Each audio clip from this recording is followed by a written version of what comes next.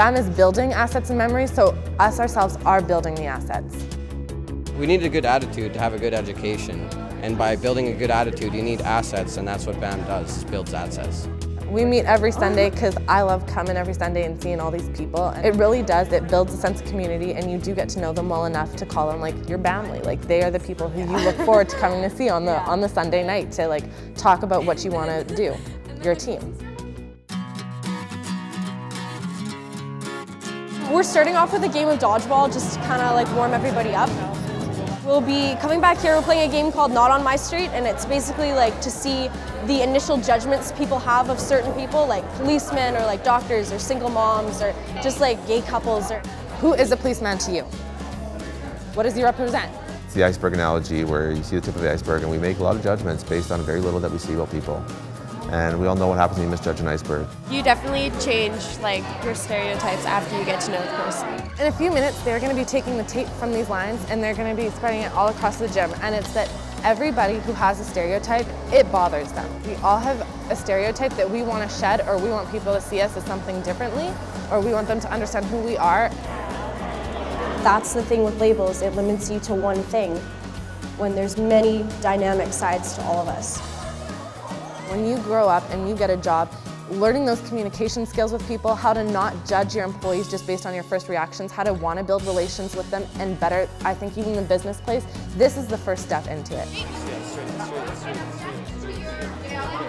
They think they're going to be judged, and to have a high school student come along and be the complete opposite, it's mind-blowing for them sometimes, right? We are on a closer age level with them, you know, we're kind of on the same wavelength because we went through what they're going through like we had a couple years ago. We have the cell phones now, we have all that technology that is mixing into our issues now as teenagers, while it's the adults, some of them don't understand the issues that are going on with cyberbullying and stuff. We lived through it. When we broke down our walls, it seemed like gradually they started breaking down theirs too. And just knowing that they trusted us that much was a great feeling.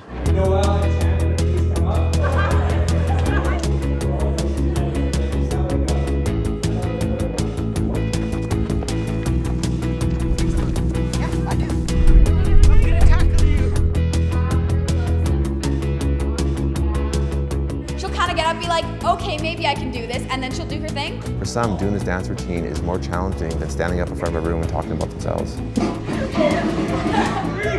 2, 1, action!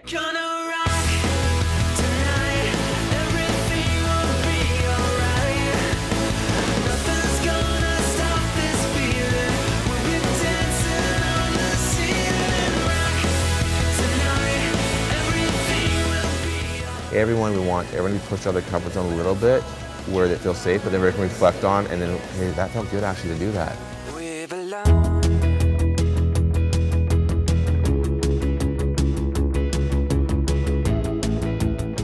We read out about 30 statements, and the statements could be from cross the line if you've ever been bullied at school. If it was true to you, then you would cross, and then everybody would send love to whoever crossed.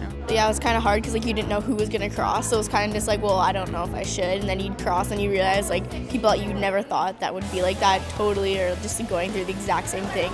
It's like a weight is off your shoulders. Like you feel so good. Like I'm a really shy person, so it was kind of like it was hard for me. But afterwards, I was so glad that happened. Like, it was like life-changing. It was amazing.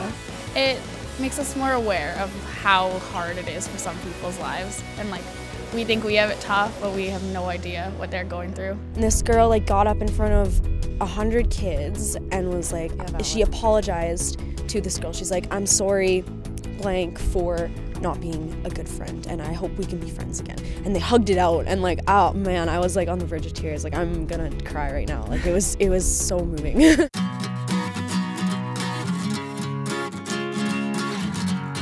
When we did like the community stuff, like what do you want to see done in St. Albert? Oh my gosh, like some of them were really good. Like they wanted like a teen club, like somewhere they could hang out with and have like, a safe party kind of. Like it was like a youth for youth club. Get your flag up! Oh, I've been searching so long for you.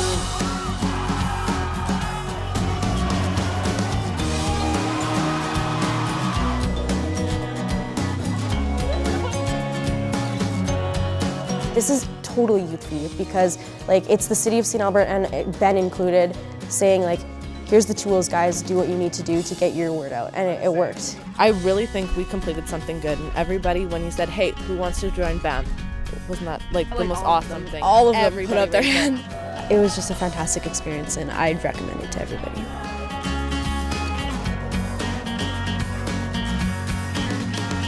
I was skeptical at first joining because of all the hype, like, oh, join BAM, like everybody's doing it. And I'm like, you know, I'm not a follower, I'm kind of more independent. But then I was thinking to myself, don't be stubborn. If you want to help your community or you're complaining about your community and you want to see a change, get involved, because guaranteed you have a voice and that voice is always going to be heard in BAM.